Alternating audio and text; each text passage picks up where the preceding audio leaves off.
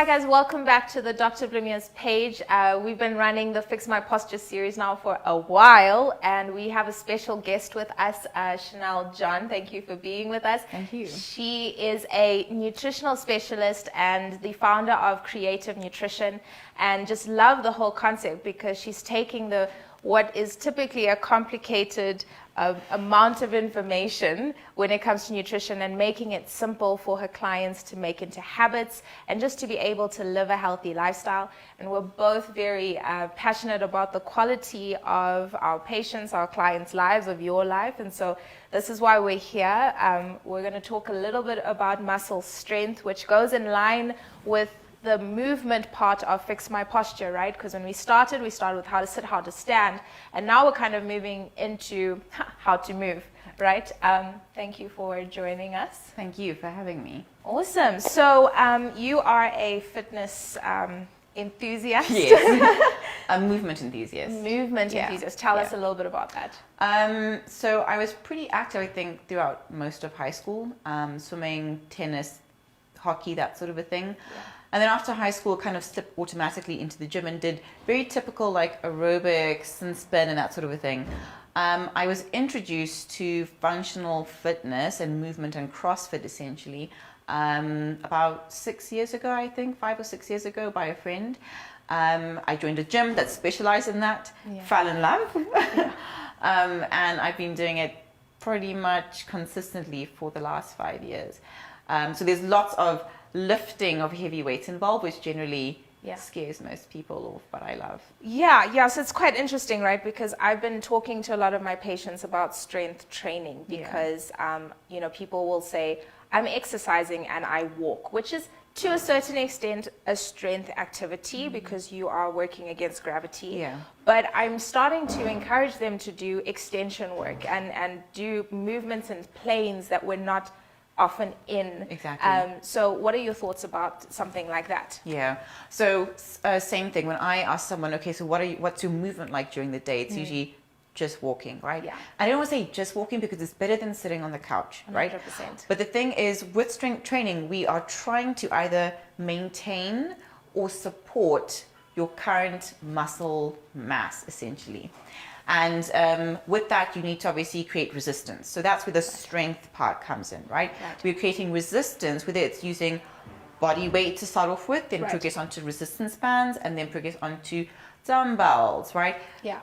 Strength training doesn't mean I have to be using like these massive bodybuilder dumbbells and like huge barbells. Not at all. Start with 2 kgs, 1 kg. It really doesn't matter as long as it's enough resistance to cause or stimulate growth essentially within your muscles or maintenance.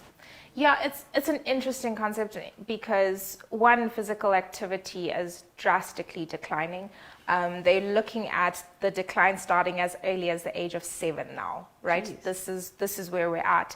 And something I'm quite interested in is just looking back to where we come from and like the evolution of where we are. Before maybe the industrial era, we were in the field or we were hunting, and one of the things you love to say is we were working for our food, which so we're eating food by the earth, not from factories, and we were functioning, we were moving, so there wasn't necessarily this I've got to schedule in exercise 3 times a week, right? Exactly. It was automatic. We were made to move essentially. 100%, And this sedentary sort of lifestyle that not all but a lot of us are leading is so problematic, right? Not just from a chiropractic perspective, but also just for like metabolic syndromes. Right. And like when we sit a lot, the chances of you wanting to reach for something that's healthy and nourishing is going to be a lot less, right? It's going to diminish over time. Right. And the more you sit essentially. But again, the more you move, like the better you feel, the more you want to move.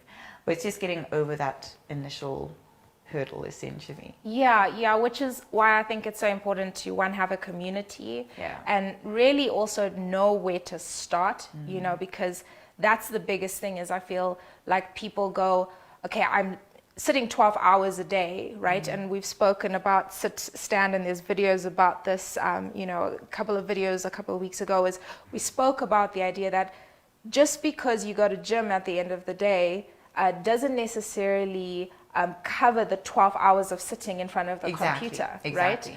right? And so having someone to teach you where to start from, because then you can't go 12 hours from sitting, 12 hours sitting, and then bam, you're heavy weights and heart rate of 170. Oh my gosh. This is what's happening.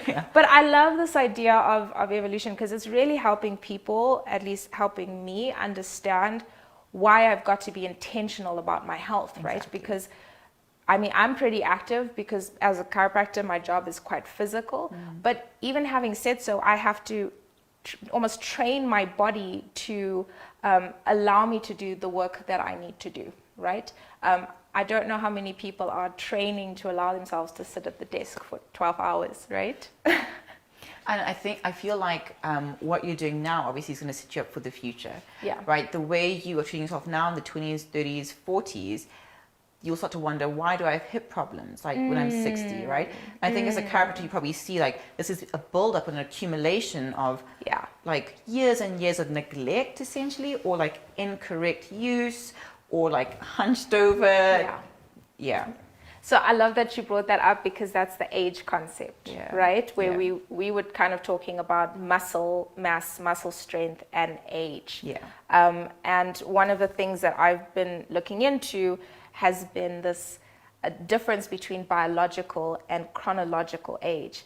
And I'm seeing a lot of 30-year-olds coming in and going, hey, my doctor's diagnosed me with arthritis. That's an instability degenerative disorder that we should be seeing in an older population. But we're seeing it in the younger population purely because we're sitting so much, we're not moving enough, and we're allowing ourselves to succumb to society, right?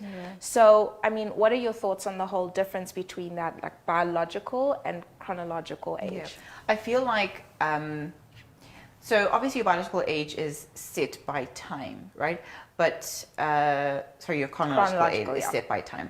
But biological age is basically your environment, what you do on a day-to-day basis and what you put inside you, right? So we're looking at the physiology, like what's going on inside, right? And the various markers that generally are used to come up with a biological age. A lot of people, I think, are a lot older than their chronological age because of things like binge drinking, habitual smoking, or like smoking when I drink. I only smoke when I drink. That's something I hear a lot, right? Chronic sleep deprivation, massive oxidation stress because of the types of food they eat, because of them not dealing or coping with stress well, right? That's good, or lots of sitting, lots of inflammation because of their diet, right? Also tends to be like very big influences on biological age, I think. Yeah, I'm excited because the next video that's going to come up, we're actually going to be talking about nutrition, right? And once again, the evolution of us within the space and how nutrition has changed. So I'm really excited about that. But like just our last question, because we're going to try and keep these as short but impactful as possible, is really, we've kind of spoken about all these things that affect the biological age, right? And the fact that not moving is involved in that. And I like to say, if you're not, moving, if you're not growing, you're dying, right? And so when we talk about movement now, lean muscle is something that comes up a lot. What does that mean? And, if someone is 30 and sitting at the desk for so long, is lean muscle important? Definitely. So muscle, there's several different types, but the one we're most concerned about is skeletal muscle, right? And then in terms of healthy, or let me say active mass, lean mass in general, also involves your bones and connective tissue. Basically what is metabolically active, right?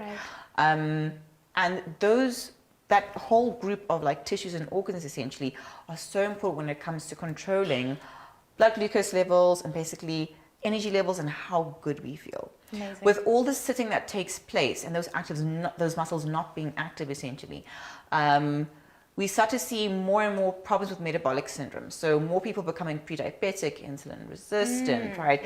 Inflammatory problems starting to happen, whether it's IBS, right? Rheumatoid arthritis.